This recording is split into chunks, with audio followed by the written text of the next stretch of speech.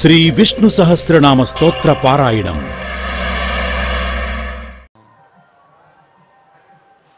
ఓం నమో వెంకటేశాయ. ఏడుకొండలవాడ వెంకటరమణ గోవింద గోవింద.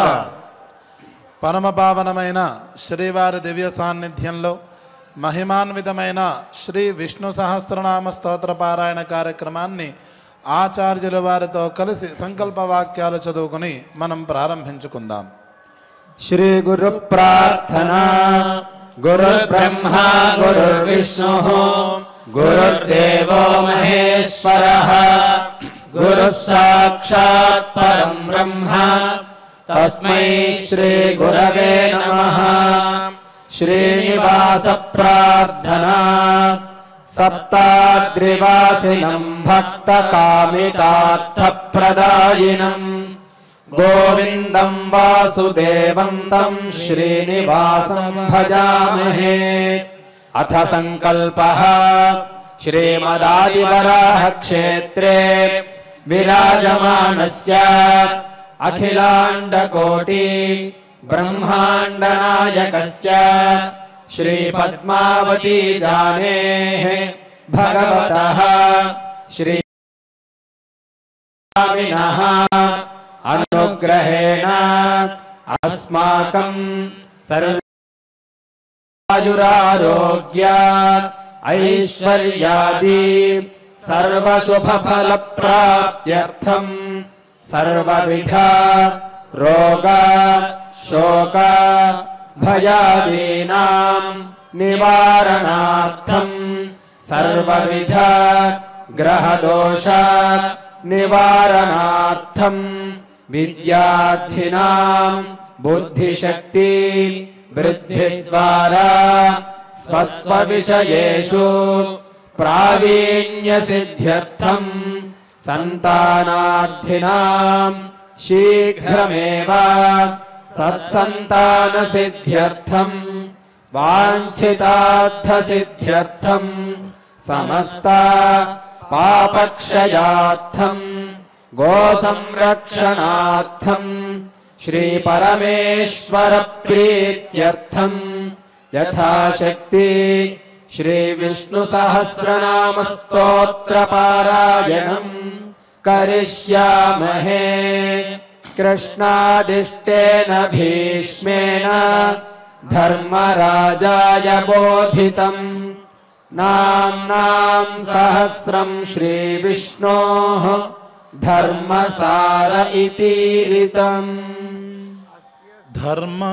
ధర్మకృద్ధర్మీ సదసత్క్షరమక్షరం అవిజ్ఞాతా సహస్రాంశుః విధాతా కృతలక్షణః అనే 51వ శ్లోకం. ఆ పరమాత్మ ధర్మకృత్ ధర్మగుపు ధర్మం గోపాయతి రక్షతి ఇది ధర్మకృత్ ధర్మగుపు. ధర్మాన్ని రక్షించేవాడు ఆ పరమాత్మ. పరమాత్మ ఎందుకు అన్నట్లయితే సాక్షాత్ పరమాత్మ ధర్మస్వరూపుడు.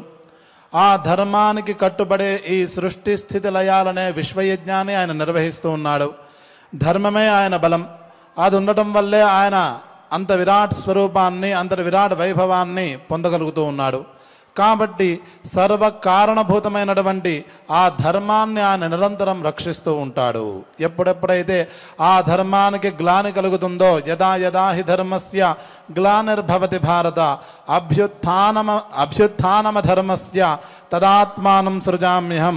ఎప్పుడైతే ధర్మానికి గ్లాని కలిగి అధర్మం అభ్యుత్థానమవుతుందో పైకి లేస్తుందో తాండవిస్తుందో ఆ సమయంలో ఆ ధర్మ పరిరక్షణ కొరకు నేను అవతరిస్తూ ఉంటాను అని పరమాత్మ చెప్పాడు. అనేక సందర్భాలలో అనేక విధాలుగా ధర్మాన్ని రక్షించడం కోసమే ఆయన అవతరిస్తూ ఉన్నాడు. ఎందుకంటే స్వయంగా ఆయన ధర్మము పైపెచ్చు ఆయన అవతారాలన్నీ కూడా ధర్మావతారాలే. వృషకర్మ పైపెచ్చు ఆయన పనులన్నీ కూడా ధర్మబద్ధమైన పనులే. వృషకర్మ వృషాకృతి కనుక ఆయన ధర్మగుపు అని. అలాగే ధర్మకృత్ ఆ ధర్మాన్ని ఆచరిస్తూ ఉండేవాడు, ఆ ధర్మానికి కట్టుబడి వ్యవహరించువాడు అని. ఒక చిన్న ప్రశ్న వేసుకోవచ్చు. మనకైతే పాపపుణ్యాలున్నాయి, సుఖదుఖాలున్నాయి. పాపం పోవాలి అన్నట్లయితే, మనకున్న కష్టాలు పోవాలి అన్నట్లయితే ధర్మాన్ని ఆచరించాలి. లేక ఏదైనా సుఖాన్ని పొందాలి అన్నట్లయితే, లేక ఏదైనా గొప్పదైన పదాన్ని పొందాలి అన్నట్లయితే పుణ్యాన్ని ఆచరించాలి, పుణ్యం సంపాదించాలి. ఆ పుణ్యం కోసం ధర్మాన్ని ఆచరించాలి.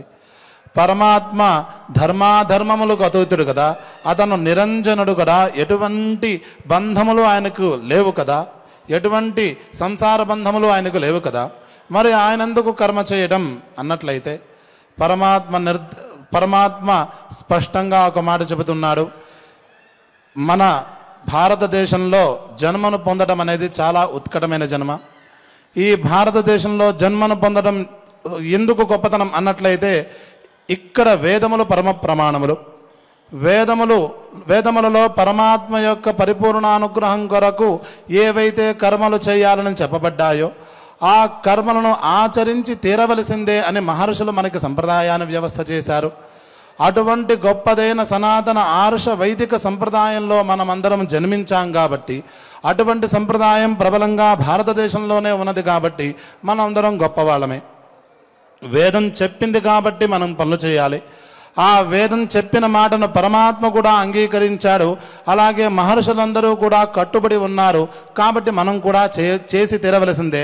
అక్కడ ఎటువంటి విప్రతిపత్తి లేక సందేహమో విపరీత భావన ఏమీ చేయకూడదు అని పరమాత్మ చాలాసార్లు చెప్పాడు. నియతం కురు కర్మత్వం అని భగవద్గీతలో మొదటగానే చెప్పాడు. సాంప్రదాయకులు మన స్థాయికి తగ్గట్లుగా ఏ ధర్మాలను చెప్పారో, విద్యార్థి దశలో ఉన్నప్పుడు ఏ ధర్మాలు చెప్పారో, పెళ్లి చేసుకున్న తర్వాత ఏ ధర్మాలు ఆచరించాలని చెప్పారో, లేక సాధనలు చేస్తున్నప్పుడు ఎటువంటి ధర్మాలను ఆచరించాలని చెప్పారో, ఆయా ధర్మాలను నిర్దుష్టంగా ఖచ్చితంగా ఆచరించి తీరాలి అని చెప్పాడు. తాను కూడా ఆ విధంగా ఆచరించి చూపించాడు. వామనావతారంలో, రామావతారంలో, కృష్ణావతారంలో.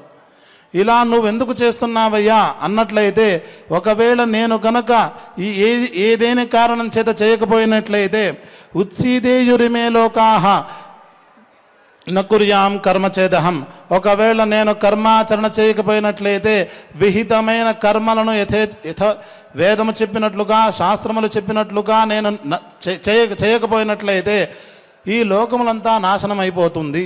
ఎందుకంటే నన్ను ఆదర్శంగా తీసుకుని ఈ లోకంలో ఉండేటువంటి మూఢులందరూ కూడా వాళ్ళ పనులు చేయడం, అంటే వాళ్ళ యొక్క స్వధర్మాచరణ చేయడం మానేస్తారు. తద్వారా లోకమే నాశనం అవుతుంది. కాబట్టి నేను కర్మలను ఆచరిస్తూ ఉన్నాను. ఏ లోకంలో గొప్పవాళ్ళు ఏ పనులు ఆచరిస్తూ ఉంటారో వాళ్ళని చూసి మిగతా వాళ్ళు కూడా పనులు చేస్తారు కదా, ఆ ఉద్దేశంతో నేను పనులు చేస్తున్నాను అని చెప్పాడు. ఇది మనకి చాలా ప్రబలమైనటువంటి ఉపదేశం ఇచ్చేటువంటి నామం. మనం కూడా మన సంప్రదాయకర్తలు ఎటువంటి కర్మాచరణ చేయాలి అని మనకి నిర్దేశించారో, వేదములో ఏవైతే చెప్పబడి ఉన్నాయో వాటిపై ఎటువంటి విపరీత భావన సందేహము లేకుండా పరమాత్మపై దృఢమైన విశ్వాసంతో భక్తితో ఆ కర్మలను ఆచరించి తీరాలి అనే ఉపదేశం ఈ ధర్మకృత అనే నామం మనకి బోధిస్తున్నది. పరమాత్మే ఆచరిస్తే, మనను సృష్టించినటువంటి అంతటికీ అతీతుడైనటువంటి పరమాత్మే ఆచరిస్తే సంసారబద్ధులమై పరమాత్మ యొక్క పరిపూర్ణానుగ్రహం కోసం పరితపించే లేక ఉత్తమ ఫలితాలను కోసం ఎదురు చూసే మనం ఖచ్చితంగా ఆ ధర్మాన్ని ఆచరించి తీరవలసిందే కదా అనే విషయం ఈ నామం బోధిస్తున్నది. సరే, ఈ ధర్మం ద్వారా ఏం జరుగుతుంది అన్నట్లయితే, ఎవరు ఈ ధర్మము అన్నట్లయితే ధర్మి అని పై మాట ఉన్నది. స్వయంగా పరమాత్మే ధర్మస్వరూపుడు. ధర్మము అంటే పాజిటివ్ ఆలోచన అనేది ప్రధానమైన కేంద్ర బిందువు. దాని చుట్టూ తానే మిగతా వ్యవహారాలన్నీ ఉంటూ ఉంటాయి. ఇటువంటి ధర్మానికి ఆధారభూతంగా, ధర్మానికి రక్షణగా ఉండువాడు కనుక ఆ పరమాత్మకి ధర్మి అని పేరు. ధర్మస్య ప్రభురచ్యుత అనే ప్రసిద్ధమైన మాటే ఉన్నది.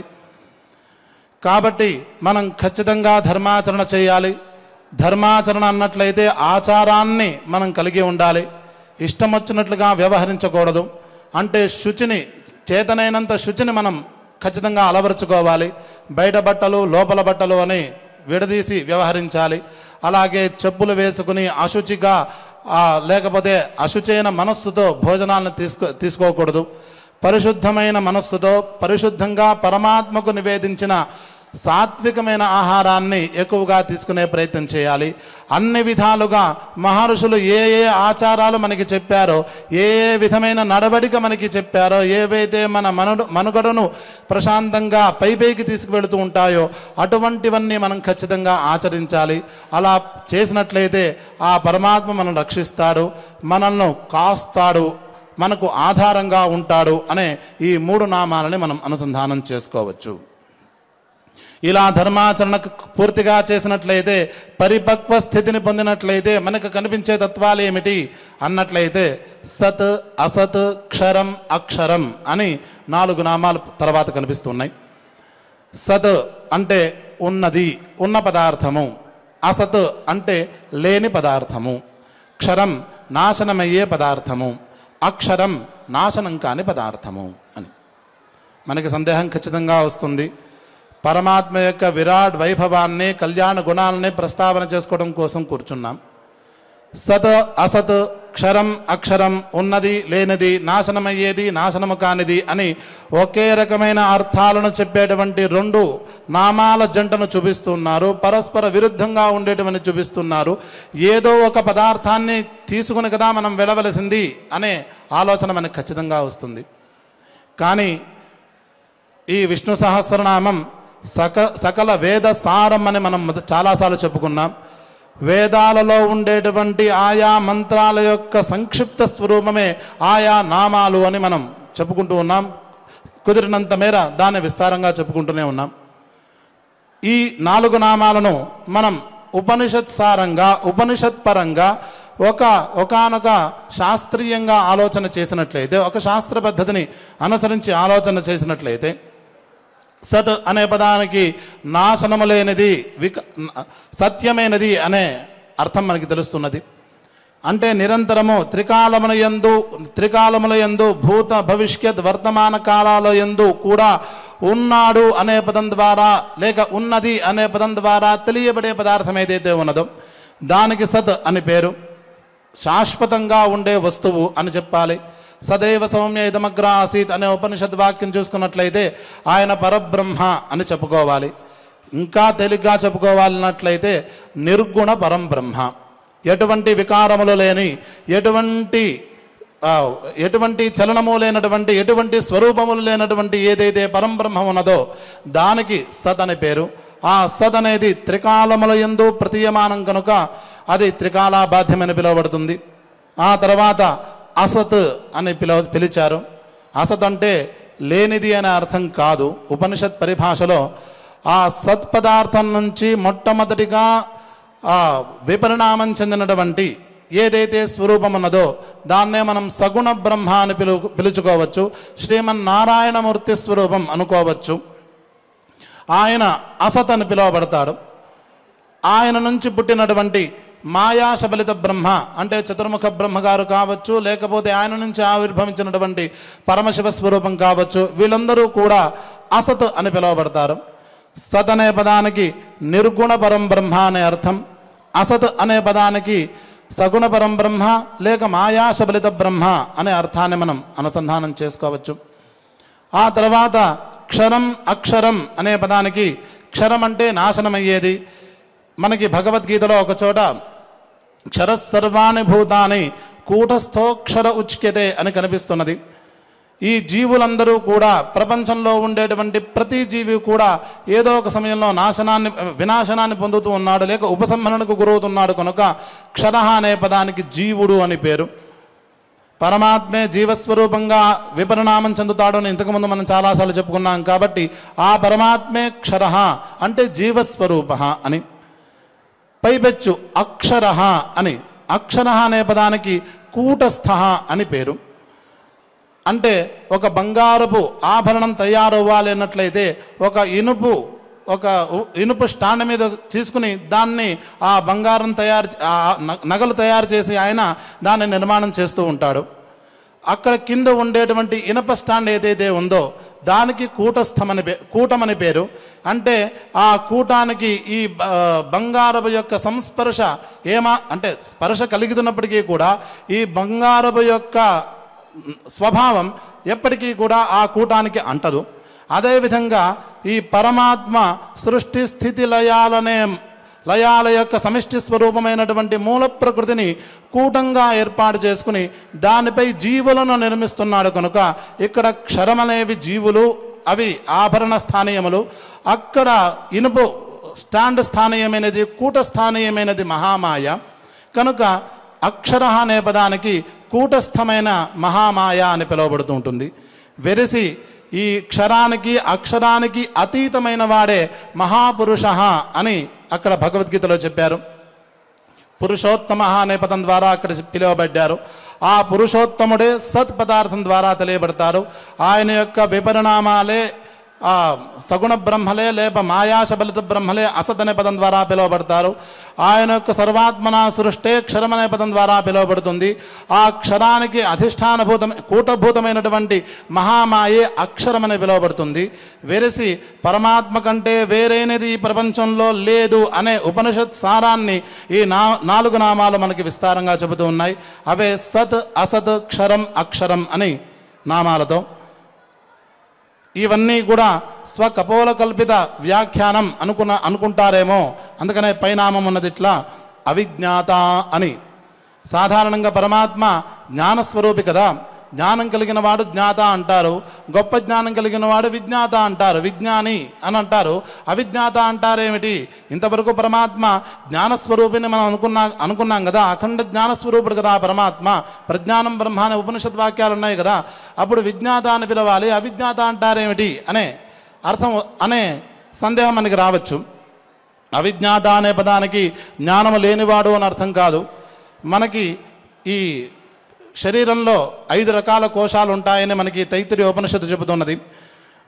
వారుని భృగు మహర్షి యొక్క సంవాదంలో అక్కడ అన్నమయ కోశమని, ప్రాణమయ కోశమని, మనోమయ కోశమని, విజ్ఞానమయ కోశమని, ఆ తర్వాత చివరిది ఆనందమయ కోశమని చెప్పబడి ఉంది. పరమాత్మ మహాకోశ అన్న చోట ఆనందమయ కోశ స్వరూపుడు అని మనం వ్యాఖ్యానం చెప్పుకున్నాం.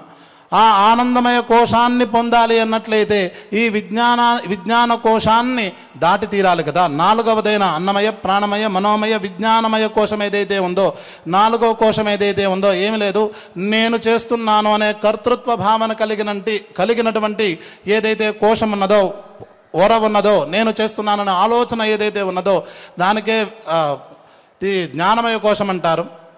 ఆ కోశాన్ని కూడా దాటినటువంటి వాడు కనుక ఆయన అవిజ్ఞాత అని పిలువబడతాడు. ఎవరికైతే కర్తృత్వాభిమానం ఉంటుందో వాళ్ళు విజ్ఞాత అని పిలువబడతారు. అంటే విజ్ఞానమయ కోశంలో ఉన్నారు అని అర్థం. దాన్ని దాటిన వాడు కనుక, ఇటువంటి కర్తృత్వ భావన లేనివాడు కనుక, అహంత్వ భావన లేనివాడు కనుక, అద్భుతమైన అఖండానంద చైతన్య స్వరూపుడు కనుక ఆయన అవిజ్ఞాత అని పిలువబడతాడు. ఈ అవిజ్ఞాత అనేవాడిని చూసినట్లయితే సదైవ సౌమ్యేదమగ్ర ఆసీత్ అనే వేదవాక్యాన్ని అనుసంధానం చేసుకోవాలి. తద్వారా సద్ అనే పదానికి నిర్గుణ పరబ్రహ్మ అర్థం చెప్పుకుని మనం అర్థం చేసుకున్నటువంటి 4 రకాలైన వ్యాఖ్యానాలను మనం ఇక్కడ అనుసంధానం చేసుకోవాలి. పైపెచ్చు ఆ పరమాత్మ ఎటువంటి వాడు అన్నట్లయితే సహస్రాంశు, స్వప్రకాశ స్వరూపుడు అని అర్థం. అంశు అంటే కిరణములు కలిగిన వాడు, లెక్కలేనంత కిరణములు కలిగిన వాడు. కనిపించేటువంటి సూర్యుడు లేక చంద్రుడు లేక అగ్ని, వీళ్ళకి పరిమితి కలిగినటువంటి కిరణాలు ఉంటూ ఉంటాయి. వాటి కిరణములు యోగ దృష్టితో మనం గణించుకోవచ్చు, సుమారు 1,00,000 కిరణాలు అనుకోవచ్చు. అటువంటి సూర్యులు చాలామంది ఉన్నారు.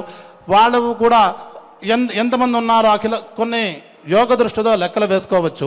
కానీ యోగశక్తికి కూడా అందనటువంటి కిరణముల యొక్క సంఖ్య కలిగిన వాడు కనుక, స్వప్రకాశ స్వరూపుడు కనుక ఆయన సహస్రాంశు అని పిలువబడతాడు. మరొక స్వారస్యమైన అర్థం ఏమిటంటే అంశు అనే పదానికి కొన అనే అర్థం కూడా తెలుస్తున్నది. కొన అంటే చిట్ట చివరన ఉండేవాడు అనే అర్థం వస్తుంది. నీవారు శూకవత్తన్వి పీతాభా స్వత్యనోపమ తస్యా శిఖాయా మధ్యే పరమాత్మ వ్యవస్థిత అని మనకి మహానారాయణోపనిషత్తు చెబుతూ ఉంటుంది. ఈ హృదయంలో ఒక జ్యోతిస్సు ప్రకాశిస్తూ ఉంటుంది. ఆ జ్యోతిస్సు యొక్క అంశు అంటే చిట్ట చివరన ఆ పరమాత్మ ప్రకాశిస్తూ ఉంటాడు. ఆయన అక్కడ ప్రకాశిస్తూ ఆ జీవులను ఆయన ఉద్ధరిస్తూ ఉంటాడు అని ఆ నారాయణోపనిషత్తు యొక్క స్వారస్యం. ఇదేమి మన అనుభవంలో లేని అంశమేమీ కాదు, మనం దాన్ని గమనించలేకపోతూ ఉన్నాం. ఏదైనా మనకి దుఃఖం వచ్చినట్లయితే లేక ఏదైనా ఒక సమస్య వచ్చినట్లయితే మనం కొద్దిగా అంతర్ముఖమయ్యి ఆలోచన చేసుకున్నట్లయితే మనకు ఒక ఆలోచన తట్టింది అంటాం, లేక ఒక ఆలోచన మెరిసింది అంటూ ఉంటాం, మెలిసింది అంటూ ఉంటాం. అది మెరుపు అంటే ఆకాశంలో మెరుపు కాదు, లోపల ఆ పరమాత్మ జ్యోతి స్వరూపంగా స్వప్రకాశ స్థితిలో ఉండేటువంటి పరమాత్మ యొక్క అణువంత సాక్షాత్కారం. అలా మనకు ఒక మంచి ఆలోచన వస్తుంది.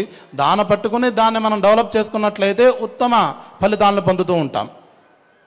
ఈ విధంగా మనందరి అనుభవాల్లో ఖచ్చితంగా ఉంటుంది. ఈ విధమైన మనకు ప్రచోదన చేసేటువంటి కిరణములు కలిగిన వాడు కనుక ఆయన సహస్రాంశు అని పిలువబడతాడు. అందుకనే విధాత అనే పైన ఉన్నది. వివిధత్వేన విశేషేణ ఆయన దధాతి పోషయతి, జీవులను పోషింపజేసేవాడు. పోషించడం అంటే అన్నం పెట్టడం అని అర్థం కాదు, వాళ్లకు చక్కటి ప్రేరణలు ఇచ్చేవాడు. రకరకాలుగా ఆయా జీవులకు తగ్గట్లుగా, ఆయా సందర్భాలు తగ్గట్లుగా, రకరకాలుగా విశేషముగా పోషించేవాడు కనుక, ప్రచోదనలు చేయవాడు కనుక ఆయన విధాత అని పిలువబడతాడు.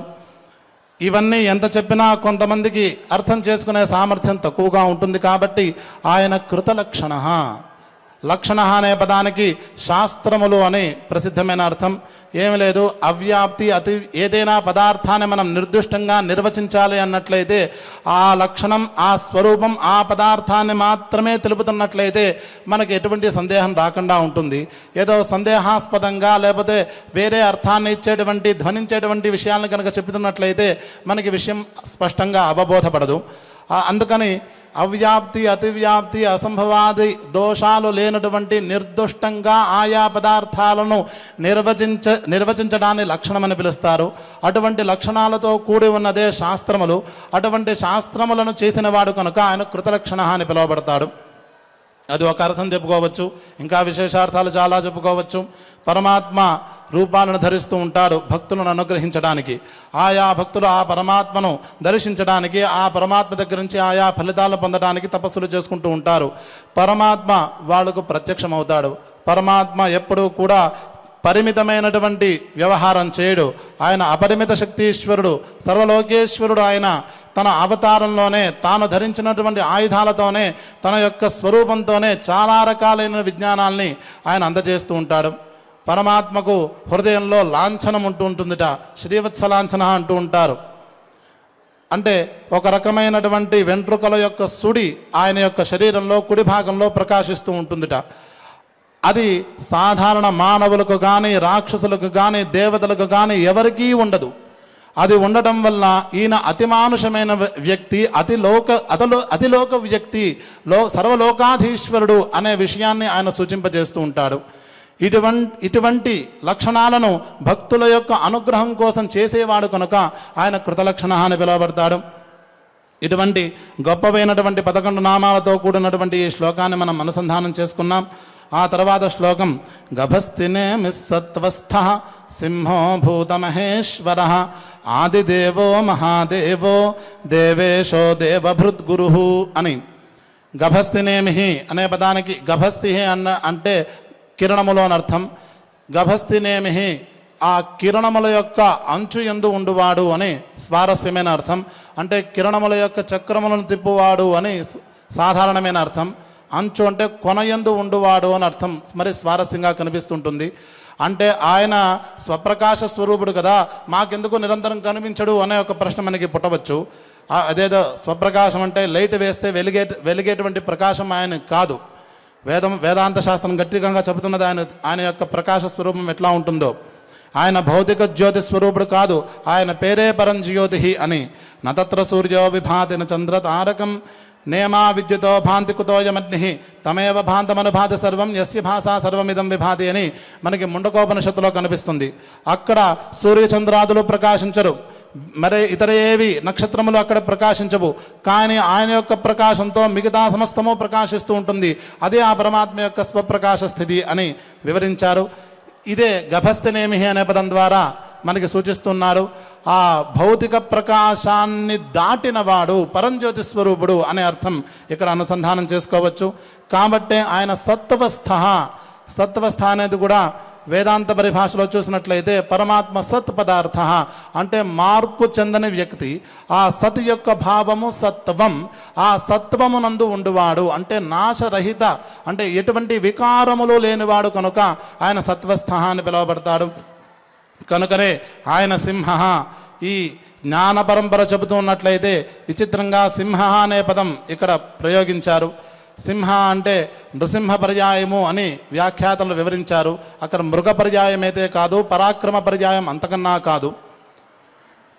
నృసింహ తాపని ఉపనిషత్తులో మొత్తానికి ఆ నృసింహ స్వరూపం ఉగ్రం వీరం అనే ఒక మంత్రాన్ని యొక్క విస్తారమైన విచారణ చేశారు. ఆ మంత్రం యొక్క సమిష్టి స్వరూపం ఏమిటి అన్నట్లయితే ఆయన జ్ఞానస్వరూపుడు, అఖండానంద చైతన్య స్వరూపుడు అని ప్రతిపాదన చేశారు. వెరసి జ్ఞానస్వరూపుడు అనేది ఎక్కువగా ప్రజ్ఞానం ఆనందం బ్రహ్మ అని అక్కడ ఉపనిషత్ పర్యాయంగా ఆ నామాన్ని వర్ణించారు. ఇదే విషయం మనం వరాహ అవతార ఘట్టంలో కూడా అనుసంధానం చేసుకున్నాం. హనహింసాగత్యోహో అనే ధాతువు నుంచి సింహ అనే రూపం ఏర్పడుతుంది. ఆ ఏ గత్యర్థా తేతే జ్ఞానార్థ అనే వ్యుత్పత్తిని అనుసరించి సింహ అనే పదానికి జ్ఞానం అనే అర్థాన్ని కూడా మనం అనుసంధానం చేసుకోవచ్చు. ఏ విధంగా చూసుకున్నప్పటికీ కూడా ఉపనిషత్ పర్యాయంగా కావచ్చు, లేకపోతే వ్యుత్పత్తి పరంగా కావచ్చు, సింహ అనే పదానికి జ్ఞానము అనే అర్థాన్ని, జ్ఞానము కలిగిన వాడు కాదు, జ్ఞానమే పరమాత్మ అనే అంశాన్ని ఈ సింహ అనే పదం మనకి చెబుతున్నది. అంటే వెరసి నామాల యొక్క పరంపరను చూసినట్లయితే పరమాత్మ జ్ఞాని కాదు, ఆ జ్ఞాని యందు ఉండేటువంటి జ్ఞానమే పరమాత్మ. పరమాత్మ ధర్మి కాదు, ఆయనే ధర్మము. ఆయన కంటే వేరైనది మరొక పదార్థం లేదు. ధర్మి జ్ఞాని అని చెప్పినట్లయితే జ్ఞానము కలిగిన వాడు అని రెండు పదార్థాలు రావాల్సి వస్తుంది. అక్కడ రెండు పదార్థాలు లేవు, ఉన్నది ఒకటే. కనుక ఆయన జ్ఞానం అనే పిలువబడతాడు. పైపెచ్చు ఆయన ఎటువంటి వాడు అన్నట్లయితే భూతమహేశ్వర అని, సమస్త భూతములకు కూడా ఆయన ఈశ్వరుడు అని. ఇదే విషయం భగవద్గీతలో శ్రీకృష్ణ పరమాత్మ చెప్పాడు. ఏమిటి అన్నట్లయితే అహం సర్వస్య ప్రభవ మత్త సర్వం ప్రజాయతే. నేనే అన్నిటినీ ప్రారంభిస్తూ ఉన్నాను, నా నుండే ప్రారంభమవుతున్నాయి అన్నాడు. ఇక్కడ కూడా నేను చేస్తున్నాను సాధారణంగా చెప్పాడు, కానీ నేను అన్నిటికీ ఆది పురుషుణ్ణి, నా నుంచి అన్నీ పుడుతున్నాయి అని చెప్పాడు. ఇదే ఆయనలో ఉండేటువంటి అహంత్వ భావన లేకపోవుట. నేను చేస్తున్నాను అని చెప్పలేదు, నా వల్ల చేయబడుతున్నది అని చెప్పాడు అక్కడ. ఇదే విషయాన్ని ఆయన పరంభావమజానంత మమ భూతమహేశ్వరం అని అవజానంతి మాం మూఢా మానుషీం తనుమాశ్రితం పరంభావమజానంత మమ భూతమహేశ్వరం అని భగవద్గీతలో 10వ అధ్యాయంలో చెప్పారు ఆయన. అందరూ కూడా నన్ను మానుష శరీరధారిగా భావిస్తూ ఉన్నారు, నా యొక్క పరమ సామర్థ్యాన్ని అవజానంతి తక్కువ చేసి తెలుసుకుంటూ ఉన్నారు.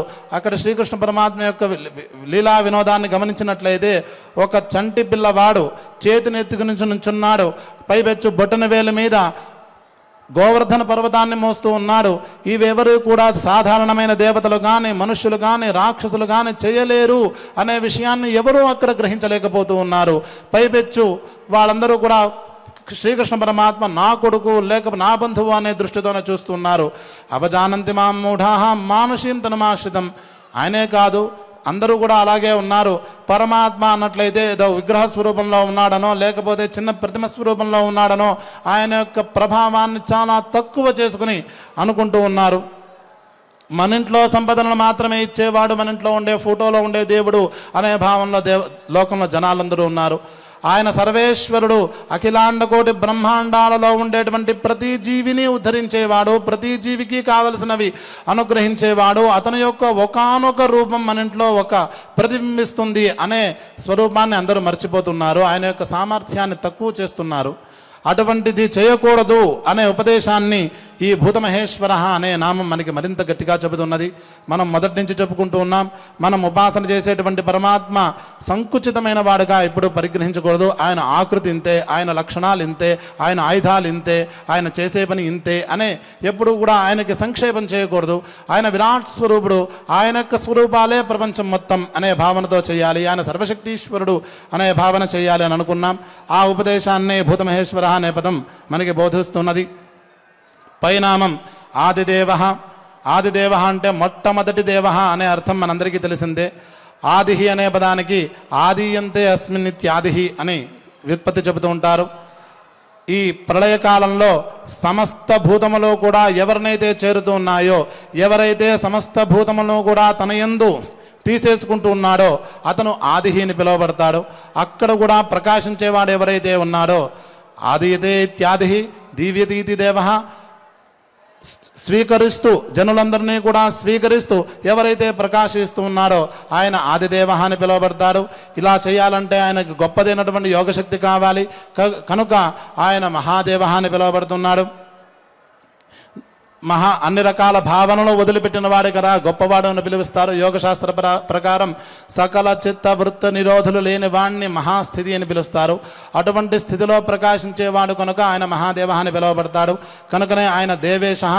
దేవతలు ఎప్పుడూ కూడా సత్వగుణాధిక్యతో ప్రకాశిస్తూ ఉంటారు. మనమందరం కూడా సాధారణ స్థాయి కంటే అంటే మధ్యమ స్థాయి కన్నా కింద స్థాయిలో ఉండేటువంటి సత్వ రజస్తమ గుణాల విపరిణామ స్థితిలో ఉంటూ ఉన్నాం. దేవతల జన్మ అన్నట్లయితే మన ఊహకు కూడా అందనటువంటి సత్వగుణ ప్రాబల్యంగా ఉండేటువంటి జన్మలు వాళ్ళవి. అటువంటి సత్వగుణ ప్రాబల్యం కలిగినటువంటి దేవతలకు కూడా ఆయన ఈశుడు. వాళ్ళను కూడా అనుశాసన చేసేవాళ్ళు, వాళ్ళకు కూడా మార్గదర్శన చేసేవాడు, వాళ్ళ యొక్క కష్టాలను కూడా తొలగించేవాడు కనుక ఆయన దేవేశ అని పిలువబడతాడు. అంతేకాదు దేవభృత్ గురువు, దేవతలకు కూడా దేవభృత్ అంటే దేవేంద్రుడు, ఆ దేవేంద్రుడికి కూడా గురువు అని. దేవతలలో ఎవరైతే శ్రేష్ఠులు ఉన్నారో చతుర్ముఖ బ్రహ్మగారు కావచ్చు, లేకపోతే దేవేంద్రుడు కావచ్చు, లేకపోతే బృహస్పతి గారు కావచ్చు, వీళ్ళందరికీ కూడా సన్మార్గాన్ని బోధించేవాడు కనుక ఆయన దేవభృత్ గురువు అని పిలువబడతాడు. ఇదే విషయం మనకి కేనోపనిషత్తు చాలా విస్తారంగా చెప్పుకుంటూ వచ్చింది. ఇటువంటి గొప్పదైనటువంటి 8 నామాలతో కూడి ఉన్నటువంటి ఈ శ్లోకాన్ని మనం యథావకాశం విస్తారంగా చెప్పుకునే ఉన్నాం. ఇకపై భక్తి శ్రద్ధలతో విష్ణు సహస్రనామ స్తోత్ర పారాయణాన్ని ప్రారంభించుకుందాం. धर्मकृद्धर्मी धर्मकृद्धर्मी सदसत्क्षरमक्षरम् अविज्ञाता सहस्रांशुः विधाता कृतलक्षणः गभस्ति नेमिः सत्त्वस्थः सिंहो भूतमहेश्वरः आदिदेवो महादेवो देवेशो देवभृद्गुरुः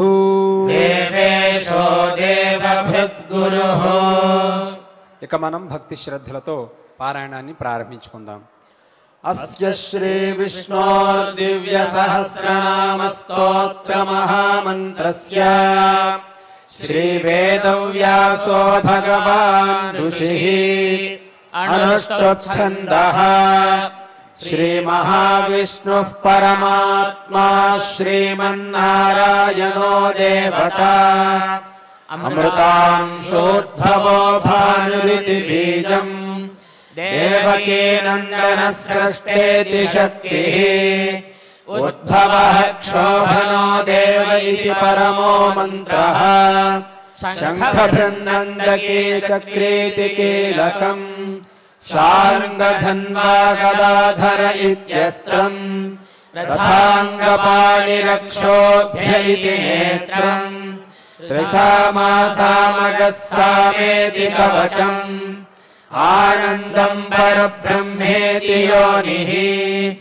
ఋతుస్వదర్శనః కాల ఇతి దిగ్బంధః శ్రీ విశ్వరూప ఇతి ధ్యానం శ్రీ మహావిష్ణు ప్రీత్యర్థే సహస్రనామ స్తోత్ర పారాయణే వినియోగః ధ్యానం శాంతాకారం భుజగశయనం పద్మనాభం సురేశం విశ్వాధారం గగన సదృశం మేఘవర్ణం శుభాంగం లక్ష్మీకాంతం కమలనయనం యోగిహృద్ధ్యానగమ్యం వందే విష్ణుం భవభయహరం సర్వలోకైకనాథం విశ్వం విష్ణుర్వషట్కారో భూతభవ్య భవత్ప్రభుః భూతకృద్భూతభృద్భావో భూతాత్మా భూతభావనః పూర్ణా शुद्धात्मा परमात्मा च मुक्तानां परमा गतिः अव्ययः पुरुषः साक्षी क्षेत्रज्ञोऽक्षर एव च योगो योगविदां नेता प्रधानपुरुषेश्वरः नारसिंहवपुः श्रीमान् केशवः पुरुषोत्तमः सर्वः सर्वः शिवस्थानुर्भूतादिर्निधिरव्ययः सम्भवो भावनो भर्ता प्रभवः प्रभुरीश्वरः स्वयंभूः शम्भुरादित्यः पुष्कराक्षो महास्वनः अनादिनिधनो धाता विधाता धातुरुत्तमः अप्रमेयो ऋषिकेशः पद्मनाभोऽमरप्रभुः विश्वकर्मा मनुस्कष्टास्थविष्ठस्थविरो ध्रुवः अग्राह्यः शाश्वतः कृष्णो लोहिताक्षः प्रतर्दनः प्रभूतस्त्रिकगुब्धामपवित्रम् मङ्गलम् परम् ईशानः प्राणदः प्राणो ज्येष्ठः श्रेष्ठः प्रजापतिः हिरण्यगर्भो भूगर्भो माधवो मधुसूदनः ईश्वरो विक्रमी धन्वी मेधावी विक्रमः क्रमः अनुत्तमो दुराधर्षः कृतज्ञः कृतिरात्मवान् सुरेशः शरणम् शर्म विश्वरेताः प्रजाभवः अहः संवत्सरो व्यालः प्रत्यजः सर्वदर्शनः अजः सर्वेश्वरः सिद्धः सिद्धिः सर्वादिरच्युतः वृषाकपिरमेयात्मा सर्वयोगविनिःसृतः वसुर्वसुमनः सत्यः समात्मा संमितः समः अमोघः पुण्डरीकाक्षो वृषकर्मा वृषाकृतिः रुद्रो बहुशिरा बहुभिर्विश्वयोनिश्रुतिश्रवाः अमृतः शाश्वतस्थानुर्वरारोहो महातपाः सर्वरः सर्वविद्वानुर्विश्वक्सेनो जनार्दनः वेदो वेदविदव्यङ्गो वेदाङ्गो वेदवित्कविः लोकाध्यक्षः सुराध्यक्षो धर्माध्यक्षः कृताकृतः चतुरात्मा चतुर्व्यूहश्चतुर्दंशश्चतुर्भुजः भ्राजस्नुर्भोजनम् भोक्ता सहिष्णुर्जगदादिगः अनघो विजयो जेता विश्वयोनिः पुनर्वसुः उपेन्द्रो वामनः प्रांशुरमोघः शुचिरोज्जितः अतीन्द्रः सङ्ग्रहः सर्गो धृतात्मा नियमो यमः वेद्यो वैद्यः सदा योगी वीरः माधवो मधुः अतीन्द्रियो महामायो महोत्साहो महाबलः महाबुद्धिर्महावीर्यो महाशक्तिर्महाद्युतिः अनिर्देश्यवपुः श्रीमानमेयात्मा महाद्रिधृत् महेश्वासो महीभर्ता श्रीनिवासः सताम् गतिः अनिरुद्धः सुरानन्दो गोविन्दो गोविदाम्पतिः मरीचिर्दमनोहंसः सुपर्णो भुजगोत्तमः हिरण्यनाभः सुतपाः पद्मनाभः प्रजापतिः अमृत्यः सर्वदृक्सिंहः सन्धाता सन्धिमान् स्थिरः अजो दुर्मर्शनः शास्ता विश्रुतात्मा सुरारिः गुरुर्गुरुतमो धाम सत्यः सत्यपराक्रमः निमिषो निमिषस्रग्वी वाचस्पतिरुदारधीः अग्रणीर्ग्रामणी श्रीमान् न्यायो नेता समीरणः सहस्रमूर्धा विश्वात्मा सहस्राक्षः सहस्रपात् आवर्तनो निवृत्तात्मा संवृतः संप्रवर्धनः अहः संवर्तको वह्निरनिलो धरणीधरः सुप्रसादः प्रसन्नात्मा विश्वधृग्विश्वभुग्विभुः सत्कर्ता सत्कृतः साधुर्जह्नुर्नारायणो नरः असंख्येयो प्रमेयात्मा विशिष्टः शिष्टकृच्छुचिः सिद्धार्थः सिद्धसङ्कल्पः सिद्धिरः सिद्धिसाधनः वृषाही वृषभो विष्णुर्वृषपर्वा वृषोदरः वर्धनो वर्धमानश्च विविक्तः श्रुतिसागरः सुभुजो दुर्धरो वाग्मी महेन्द्रो वसुदो वसुः नैकरूपो बृहद्रूपः शिपिविष्टः प्रकाशनः ओजस्तेजोद्युधिधरः प्रकाशात्मा प्रतापनः वृद्धः स्पष्टाक्षरो मन्द्रश्चन्द्रांशुर्भास्करद्युतिः अमृतांशोद्भवो भानुः शशबिन्दुः सुरेश्वरः औषधम् जगतः सेतुः सत्यधर्मपराक्रमः भूतभव्यभवन्नाथः पवनः पावनो नलः कामः कामकृत्कान्तः कामः कामप्रदः प्रभुः युगादिकृत्युगावर्तो नैकमायो महाशनः अदृश्यो व्यक्तरूपश्च सहस्रजिदनन्तजित् इष्टो विशिष्टः शिष्टेष्टः शिखण्डी नहुषो वृषः क्रोधः क्रोधकृत्कर्ता विश्वबाहुर्महीधरः अच्युतः प्रथितः प्राणः प्राणदो वासवानुजः अपान्निधिरधिष्ठानमप्रमत्तः प्रतिष्ठितः स्कन्दः स्कन्दधरो धुर्यो वरदो वायुवाहनः वासुदेवो बृहद्भानुरादिदेवः पुरन्दरः अशोकस्तारनस्तारः शोरः शौरिर्जनेश्वरः अनुकूलः शतावर्तः पद्मी पद्मनिभेक्षणः पद्मनाभोरविन्दाक्षः पद्मगर्भः शरीरभृत् महद्धिवृद्धो वृद्धात्मा महाक्षो गरुडध्वजः अतुलः शरभो भीमः समयज्ञो हविर्हरिः सर्वलक्षणलक्षण्यो लक्ष्मीवान् समितिञ्जयः विक्षरो रोहितो मार्गो हेतुर्दामोदरः सहः महीधरो महाभागो वेगवानविताशनः उद्भवः क्षोभनो देवः श्रीगर्भः परमेश्वरः करणं कारणं कर्ता विकर्ता गहनो गुहः व्यवसायो व्यवस्थानः संस्थानस्थानरो ध्रुवः परद्भिः परमः स्पष्टस्तुष्टः पुष्टः शुभेक्षणः रामो विरतो मार्गो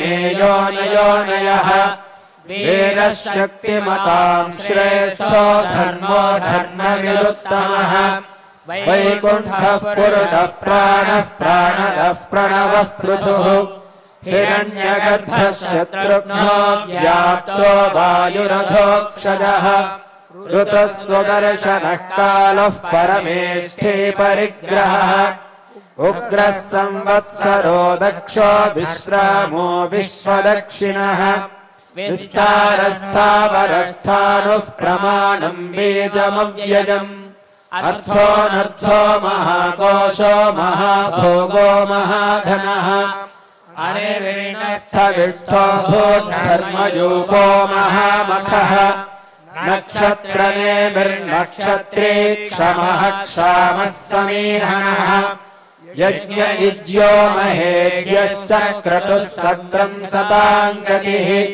सर्वदर्शी विमुक्तात्मा सर्वज्ञो ज्ञानमुत्तमम् सुव्रतः सुमुखः सूक्ष्मः सुघोषः सुखतः सुहृत् मनोहरोजितक्रोधो वीरबाहुर्विदारणः स्वापनः स्ववशो व्यापी नैकात्मा नैककर्मकृत् वत्सरो वत्सलो वत्सी रत्नगर्भो धनेश्वरः धर्मगुग्धर्मकृद्धर्मी सदसक्षरमक्षरम् अविज्ञाता सहस्रांशुर्विधाता कृतलक्षणः गभस्तिनेमिः सत्त्वस्थः सिंहो भूतमहेश्वरः आदिदेवो महादेवो देवेशो देवभृद्गुरुः उत्तरो गोपतिर्गोप्ता ज्ञानगम्यः पुरातनः शरीरभूतभृद्भोक्ता कपीन्द्रो भूरि दक्षिणः सोमपोमृतपः सोमः पुरुचित्पुरुषोत्तमः विनयोजयः सत्यसन्धो दाशार्हः सात्वतां पतिः जीवो विनयिता साक्षी मुकुन्दो मितविक्रमः अम्भो निधिरनन्दात्मा महोदधिशयोऽन्तकः अजो महारः स्वाभाव्योजिता मित्रः प्रमोदनः आनन्दो नन्दनो नन्दः सत्यधर्मात्रिविक्रमः महर्षिः कपिलाचार्यः कृतज्ञो मेदिनीपतिः त्रिपदस्त्रिदशाध्यक्षो महाशृङ्गः कृतान्तकृत् महावराहो गोविन्दः सुषेणः कनकाङ्गदी गुह्यो गभीरो गहनो गुप्तश्चक्रगदाधरः वेदास्वाङ्गोजितः कृष्णो दृढः सङ्कर्षणोच्युतः वरुणो वारुणो वृक्षः पुष्कराक्षो महामनाः भगवान् भगः नन्दी वनमाली हलायुधः आदित्यो ज्योतिरादित्यः सहिष्णुर्गतिसत्तमः सुधन्वाखण्डपरशुर्दारुणो द्रविणप्रदः दिवि स्पृक्सर्वदृग्व्यासो वाचस्पतिरयो निजः त्रिसामासामगः सामनिर्वाणम् भेषजम्भिषक् सन्न्यासकृच्छमशान्तो निष्ठा शान्तिः परायणम् शुभाङ्गः शान्तिरस्रष्टा कुमुदः कुवलेशयः गोहितो गोपतिर्गोप्ता वृषभाक्षो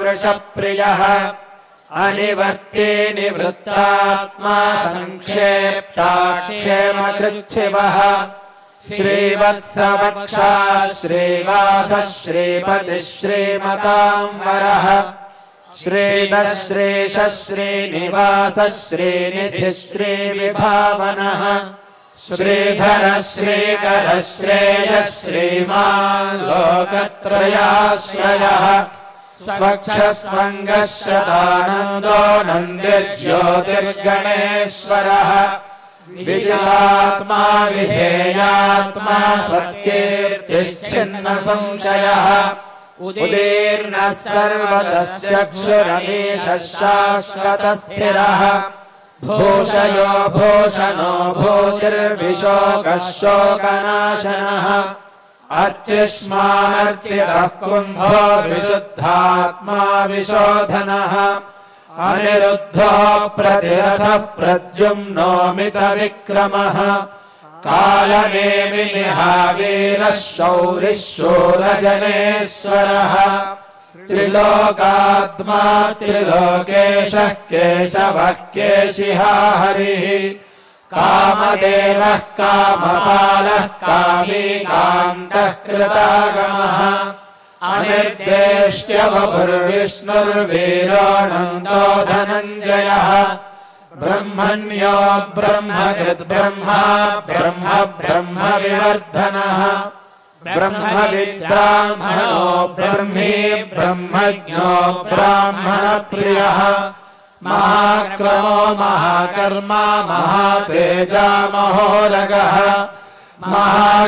महाक्रतुर्महायज्वा महायज्ञो महाहविः स्तव्यस्तव प्रियस्तोत्रम् स्तुतिस्तोतारणप्रियः पूर्णः पूरयिता पुण्यः पुण्यकीर्तिरनामयः मनोजवस्तीर्थकरो वसुरेता वसुप्रदः वसुप्रदो वासुदेवो वसुर्वसुमना हविः सद्गतिः सत्कृतिः सत्ता सद्भूतिः सत्परायणः शूरसेनो यदुश्रेष्ठः सन्निवासः सुयामुनः भूता वासो वासुदेवः सर्वासु निलयो नलः दर्पः दर्पदो दृप्तो दुर्धरोधापराजितः विश्वमूर्तिर्महामूर्तिर्दीप्तमूर्तिरमूर्तिमान्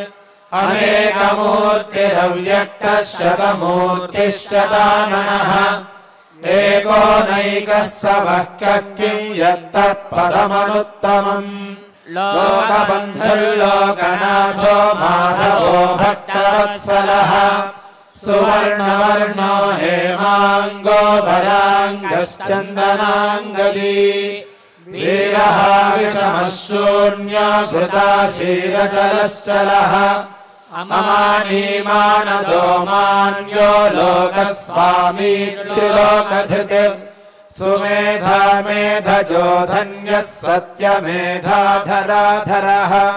तेजो वृषोद्युतिधरः सर्वशस्त्रभृताम्बरः प्रग्रहो निग्रहो व्यग्रो नैकशृङ्गो गदाग्रजः चतुर्मूर्तिश्चतुर्बाहुश्चतुर्व्यूहश्चतुर्गतिः चतुरात्मा चतुर्भावश्चतुर्वेदविदेकपात् समावर्तो निवृत्तात्मा दुर्जयो दुरतिक्रमः दुर्लभो दुर्गमो दुर्गो दुरावासो दुरारिः शुभाङ्गो लोकसारङ्गः स्वतन्तुस्तन्तुवर्धनः इन्द्रकर्मा महाकर्मा कृतकर्मा कृतागमः उद्भवः सुन्दरः सुन्दो रत्ननाभः सुलोचनः अर्को वाजसनः शृङ्गी गजन्तः सर्वविज्जयी सुवर्णबिन्दुरक्षोभ्यः सर्वभागीश्वरेश्वरः महाक्रतो महाकर्तो महाभूतो महानिधिः कुमुदः कुन्दरः कुन्दः पर्जन्यः पावनो निलः अमृतांशोऽमृतवपुः सर्वज्ञः सर्वतोमुखः सुलभः सुव्रतः सिद्धः शत्रुजिच्छत्रुतापनः न्यग्रोधो दुम्बरोऽश्वत्थश्चानूरान्ध्रनिषूदनः सहस्रार्चिः सप्तजिह्वः सप्तैधाः सप्तवाहनः अमूर्तिरनघो चिन्त्यो भयकृद्भयनाशनः अनुर्बृहद्कृशस्थूलो गुणभृन्निर्गुणो महान् अधृतस्वधृतस्वास्यः प्राग्वंशो वंशवर्धनः भारभृत्कथितो योगी योगीशः सर्वकामदः आश्रमश्रवणः क्षामः सुपर्णो वायुवाहनः धनुर्धरो धनुर्वेदो दण्डो दमजितादमः अपराजितः सर्वसहो नियन्ता नियमो यमः सत्त्ववान् सात्विकः सत्यः सत्यधर्मपरायणः अभिप्रायः प्रियार्होर्हः प्रियकृत्प्रीतिवर्धनः विहाय सकतिर्ज्योतिः सुरुचिर्हुतभुग्विभुः रविर्विलोचनः सूर्यः सविता रविलोचनः अनन्तो हुतभुग्भोक्ता सुखदो नैकदोऽग्रजः अनिर्विण्णः सदा महर्षि लोकाधिष्ठानमद्भुतः सनातनतमः कपिलः कपिलव्ययः स्वस्ति न स्वस्ति कृत्स्वस्ति स्वस्ति भुक् स्वस्ति दक्षिणः अरौद्रः कुण्डली चक्रे विक्रम्योर्जितशासनः शब्दादिगः शब्दसः शिशिरः शर्वरीकरः अक्रूरः पेशलो दक्षो दक्षिणः क्षमिणाम्बरः विद्वत्तमो गीतभयः पुण्यश्रवणकीर्तनः उत्तारणो दुष्कृतिः पुण्यो दुःस्वप्ननाशनः वीरः रक्षणः सन्तो जीवनं पर्यवस्थितः अनन्तरूपोऽनन्तश्रीर्जितमन्यर्भयापहः चतुरश्रो गभीरात्मा दिदिशो व्यादिशो दिशः अनादिर्भूर्भुवो लक्ष्मीः सुवीरो रुचिराङ्गदः जनो जनजन्मादिर्भीमो भीमपराक्रमः आहारनिलयो भाता पुष्पहासः प्रजागरः ऊर्ध्वगः सत्पथाचारः प्राणदः प्रणवः पणः प्रमाणम् प्राणनिलयः प्राणभृत् प्राणजीवनः तत्त्वम् तत्त्वविदेकात्मा जन्म मृत्युजरादिकः भूर्भुवः स्वस्तरुस्तारः सविता प्रपितामहः यज्ञो यज्ञपतिर्यज्वा यज्ञाङ्गो यज्ञवाहनः यज्ञभृद्यज्ञकृद्यज्ञी यज्ञभुग्यज्ञसाधनः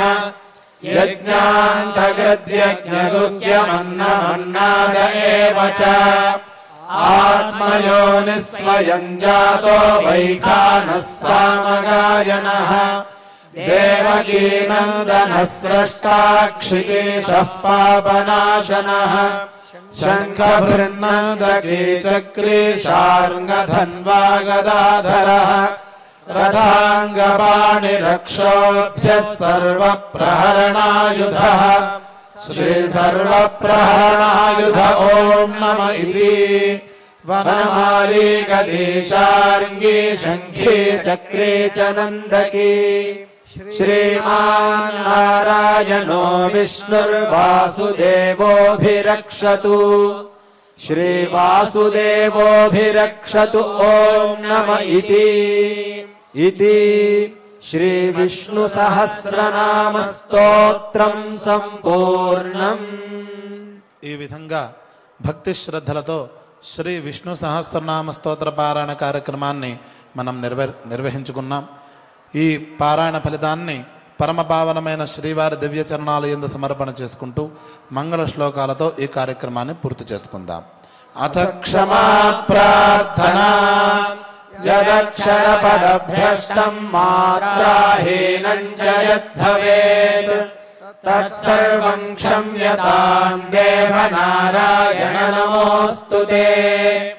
అథ లోకక్షేమ ప్రార్థనా సర్వే భవంతు సుఖినః సర్వే సంతు నిరామయాః సర్వే భద్రాణి పశ్యంతు మా కశ్చిద్ దుఃఖభాగ్ భవేత్। అథ మంగళం శ్రియః కాంతాయ కళ్యాణ నిధయే నిధయేర్థినాం శ్రీ వెంకట నివాసాయ శ్రీనివాసాయ మంగళం।